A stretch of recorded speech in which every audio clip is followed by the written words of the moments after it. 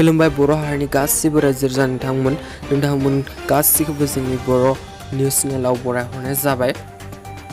दिनै माखासे गोनांथार निउस लाना फैदों। आसा खालामबाय नोंथांमोना भिडिअखौ जोबजासिम नायगोन होननानै। सेथि निउसआनो जाहैबाय गुवाहाटी हाइकर्टआ बुंदों मान्थलि फिस गैयालासेनो अनलाइन क्लासखौ लाबाय थानो हागोन होननानै बुंदों। गोजौ बिजिरसालिनि बादिब्ला मान्थलि फिस होआलासेनो क्लास लानो हागोन बुंदों। मानोना गासैबो स्कुल कलेजखौ खुलिनो हायाखै भाइरासनि थाखायनो, बेनिखायनो मान्थलि फिस गैयालासेनो अनलाइन क्लासखौ जइन जानो हागोन होननानै बुंदों। आरो नैथियावनो दङ PM किसाननि सोमोन्दै। 30 नभेम्बरनि गेजेरावनो PM किसाननि जाय 2000 मोनोना बे राङा 30 नभेम्बरनि गेजेरावनो हाबगोन होननानै बुंदों। गासैबो बेंक एकाउन्टफोराव हाबगोन होननानै बुंदों।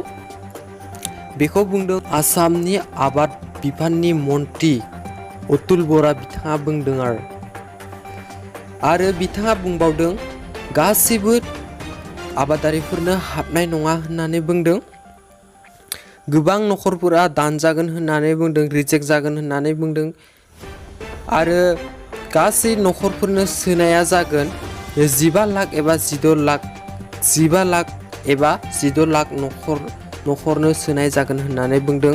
मानोना फेक नखरफोरबो थायोना, जाय धोनि बिथांमोनाबो एप्लाइ खालामना हरो PM किसाननि, बेफोरबायदि नखरनो होनाय नङा होननानै अतुल बरा बिथाङानो बुंदों आरोना। आबाद बिफाननि मन्त्रि अतुल बरा बिथाङानो बुंदों।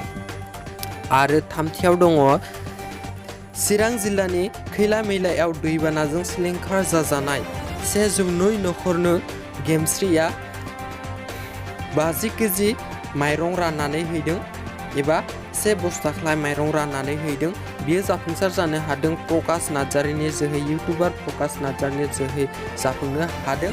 आरो बेवहाय जेम्स मुसाहारि बिथाङाबो मोनहैना दं। बिथाङाबो अनसुंथाइ होगोन, मा अनसुंथाइ होगोन नाथाय बिथाङा दासिमबो बुङाखै। नाथाय बिथाङाबो बेवहाय खैला मैलानि जाय दैबानाजों बुखारजानाय 102 नखर दं, बे नखरफोरजों जेम्स बिथाङाबो मोनहैना दं।